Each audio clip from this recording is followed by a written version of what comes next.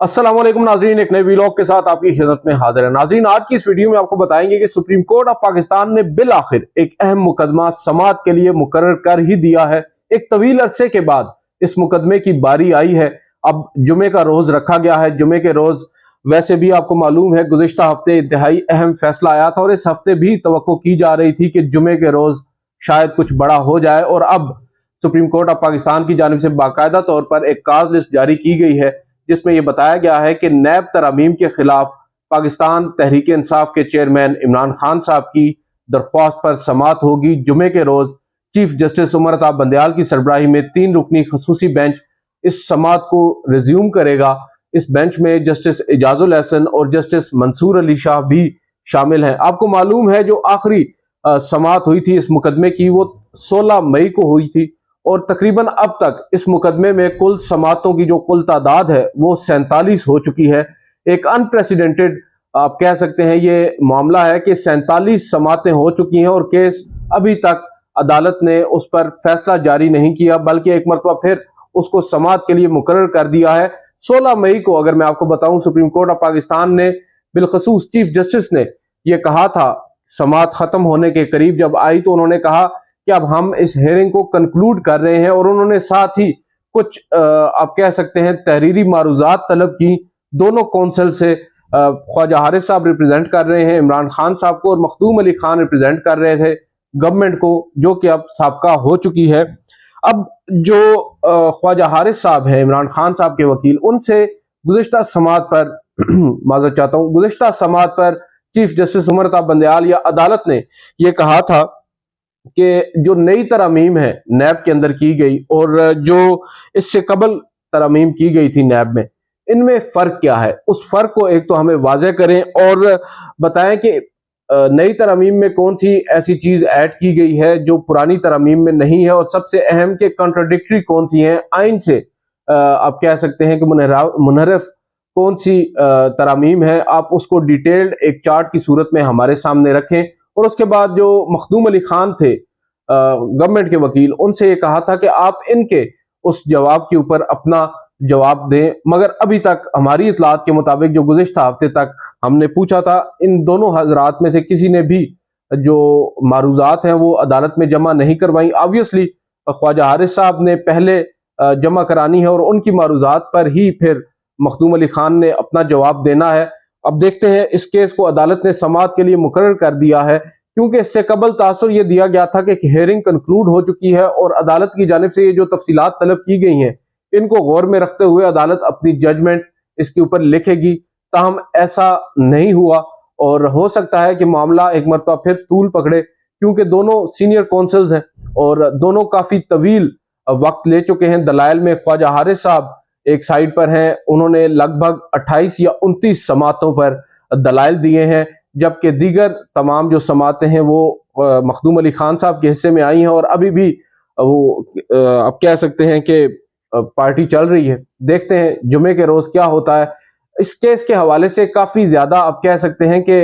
लोगों की नजरें हैं इस केस के ऊपर, क्योंकि नैब तरमीम ही वो बुनियाद है जिनकी वजह से जो मौजूदा नहीं बल्कि साबका जो हुकूमत थी, जो पीडीएम की हुकूमत थी, इवन दो पाकिस्तान तहरीक इंसाफ के भी कई ऐसे लोग हैं जिन्होंने इन नैब तरमीम से फायदा उठाया है और उनकी जो मुकदमात हैं उनके खिलाफ जो नैब रेफरेंसेस थे वो खत्म हो गए। और अब जबकि अदालत इस मामले पर एक मरतबा फिर एक्टिव हो रही है और इस पर फैसला भी जल्द ही एक्सपेक्टेड है और फैसला आ भी सकता है और फैसला भी यही कहा जा रहा है कि हो सकता है चीफ जस्टिस और जस्टिस इजाजुल एहसन जो है वो नैब तरमीम को सेट असाइड भी कर सकते हैं, उनके खिलाफ भी फैसला दे सकते हैं। जबकि जहां तक हमने प्रोसीडिंग को कवर किया है, जस्टिस मंसूर अली शाह की राय डिफरेंट है। वो ये समझते हैं कि ये पार्लियामेंट का मामला है और पार्लियामेंट को इसका पूरा हक है, इख्तियार है, वो जो भी करे, सुप्रीम कोर्ट को उसमें इंटरवीन नहीं करना चाहिए। ताहम सुप्रीम कोर्ट माजी में ऐसा कर चुकी है और ये मानना भी है चीफ जस्टिस या और जस्टिस इजाजुल एहसन का। हो सकता है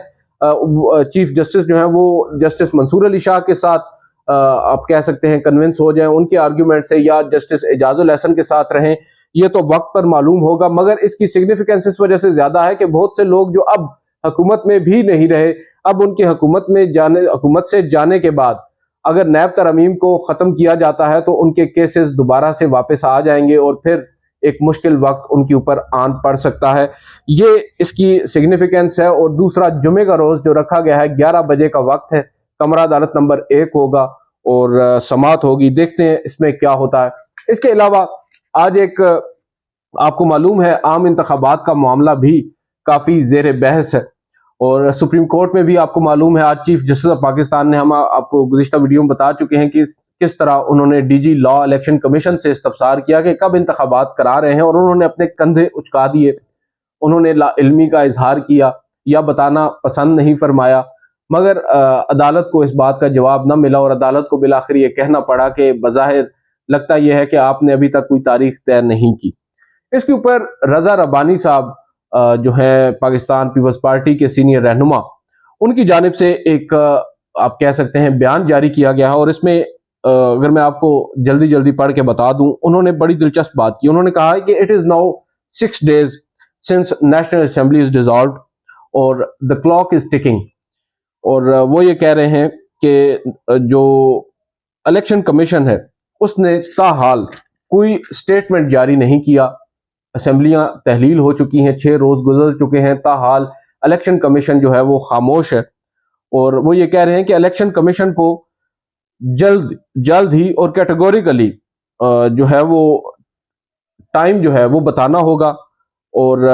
اس کے بعد اس کو بیسیکلی ٹائم وہ بتانا ہوگا جو اس کو ریکوائرڈ ہے ڈی لیمیٹیشن کے لیے، جو حلقہ بندیاں ہیں ان کے لیے ڈیجیٹل سینسس کے بعد، یا آپ کہہ سکتے ہیں مردم شماری کے بعد. اور اس کے بعد وہ یہ کہہ رہے ہیں کہ الیکشن کمیشن کو یہ معاملہ جو ہے روٹین کی طرح نہیں لینا چاہیے. اور پھر انہوں نے آخر میں ایک بڑی اہم بات کی. انہوں نے کہا کہ any delay will have serious consequences for federation and such consequences shall rest on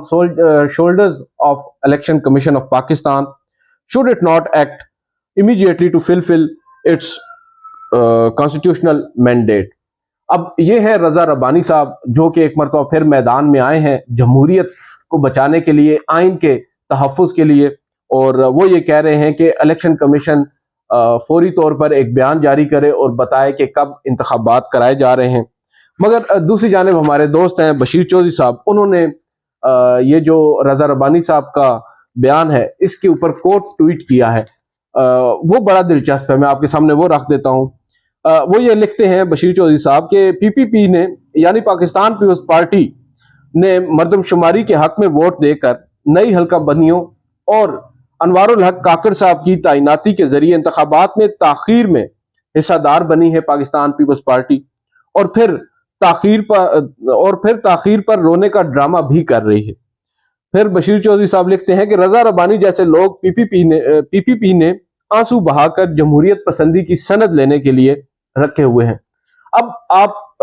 بھلے ہی ان کی لینگویج سے اختلاف کریں بشیر چودھری صاحب کی، مگر انہوں نے جو بات کی ہے وہ بالکل ٹو دا پوائنٹ ہے. اور یہ پہلی دفعہ نہیں ہوا، اس سے قبل بھی 2015 میں جب ملٹری کورٹس قائم کی گئیں اور جو ٹرائل کی بات اس وقت ہوئی، جو آج بھی ایک مرتبہ موضوع بحث ہے، اس وقت رضا ربانی صاحب بھی انہوں نے ووٹ دیا اس آپ کہہ سکتے ہیں فوجی عدالتوں کے حق میں، اور اس کے بعد سینٹ کے اندر انہوں نے آنسو بھی بہائے تھے. اور آج پھر ایک مرتبہ پاکستان پیپلز پارٹی نے جو نئی مردم شماری ہے اس کے حق میں ووٹ دیا، اور حلقہ بندیاں جو ہمارے سامنے ہیں، نئی حلقہ بندیاں تب تک آبویسلی انتخابات نہیں ہو سکتے. اور اس کے بعد جو کاکڑ صاحب ہیں انٹرم پرائم منسٹر، ان کی تعیناتی میں بھی انہوں نے اپنا حصہ ڈالا، اور اب جا کر وہ یہ بھی کہہ رہے ہیں کہ انتخابات تاخیر سے نہ ہو. یہ بیسیکلی پالیٹکس ہے، آبویسلی ان کا حق ہے، پوری طرح وہ کر سکتے ہیں، مگر کچھ ایسی باتیں ہوتی ہیں جو ڈوبیس آپ کا ایک اگر کردار ہے تو وہ سامنے آ جاتا ہے، اور یہ اب آ چکا ہے. اب یہ 90 کی دہائی نہیں ہے جہاں پر آپ ایک بات کہیں گے اور بہت سے لوگوں تک وہ پہنچے گی نہیں. اب آپ کی کوئی بھی کہی ہوئی بات، ایون آپ نے نہ بھی کہی ہو، تو وہ لوگوں تک پہنچ جاتی ہے. رضا ربانی صاحب جو بات کہہ رہے ہیں، آبویسلی اس سے جو تقویت ملتی ہے وہ اس نیریٹو کو ملتی ہے جو اس وقت پاکستان پیپلز پارٹی لے رہی ہے، جلد انتخابات کا، جو 1 سال سے پاکستان تحریک انصاف کا ایک مدعا ہے، ایک مطالبہ ہے. اس سے قبل کوئی بھی سیاسی جماعت یہ نہیں چاہتی تھی کہ انتخابات ہوں. جب تک اس نئی جو ہماری اب پی ڈی ایم حکومت آئی، وہ اقتدار میں آئی، ان لوگوں نے اپنا جو کام کرنا تھا، نیب ترمیم ہمارے سامنے ہے، اس کے علاوہ کئی انہوں نے قانون سازیاں کی اپنی مرضی کی, خود کو ریلیف بھی دلایا, اس میں کوئی شک نہیں ہے. اور اب جا کر جب انہوں نے اپنی مرضی سے اسمبلیاں تحلیل کی ہیں اس کے بعد سے, اور اسمبلیاں تحلیل کرنے سے قبل جو انہوں نے کام کیے ہیں انتخابات کو وقت پر نہ ہونے کے لیے, اس کے بعد اب وہ یہ چاہتے ہیں کہ انتخابات وقت پر ہوں. محض سیاسی نعرے ہیں اور سیاسی جو سمپتیز ہیں وہ گین کرنے کے لیے. ہماری تو انڈرسٹینڈنگ یہی ہے, اور جیسا کہ انہوں نے لکھا اپنے ٹویٹ کے اندر, بالکل درست لکھا ہے, میں تو اس سے 100% اگری کرتا ہوں.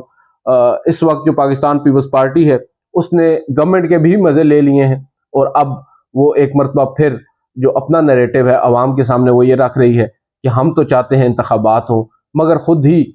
جلد انتخابات کا راستہ بھی روک کر پاکستان پیپلز پارٹی چلی گئی ہے. جلد انتخابات جو ہیں وہ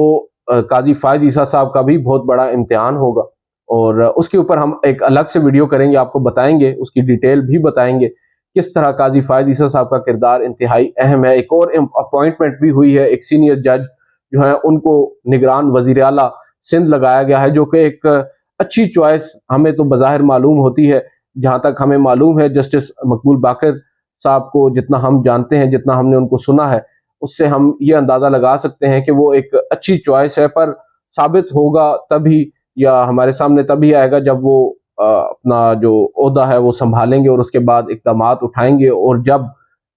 اگر خدا نخواستہ انتخابات مزید تاخیر کی طرف جاتے ہیں, یعنی 90 روز کے اندر انتخابات نہیں ہوتے, تو پھر جسٹس مقبول باقر اور جسٹس قاضی فائز عیسیٰ, جنہوں نے کمرہ عدالت میں کھڑے ہو کر میڈیا کی آزادی اور کئی باتوں پر ریفرینڈم بھی کروائے تھے, دیکھیں گے کہ وہ انتخابات میں تاخیر کو برداشت کرتے ہیں یا اس کو غیر آئینی قرار دیتے ہیں. ان کا سب سے بڑا امتحان یہ ہوگا. اس پر ہم الگ سے ایک ویڈیو کریں گے اور آپ کو بتائیں گے کہ ماضی میں یہ دونوں ججز حضرات کیا کچھ کہتے رہے ہیں, اور اب ان سے کیا ایکسپیکٹ کیا جا رہا ہے, اور کیا اندیشہ یا کیا شکوک و شبہات ہیں لوگوں کے جو وہ اظہار کر رہے ہیں ان دونوں اہم شخصیات سے متعلق. ٹل دین اجازت دیجیے, اللہ حافظ.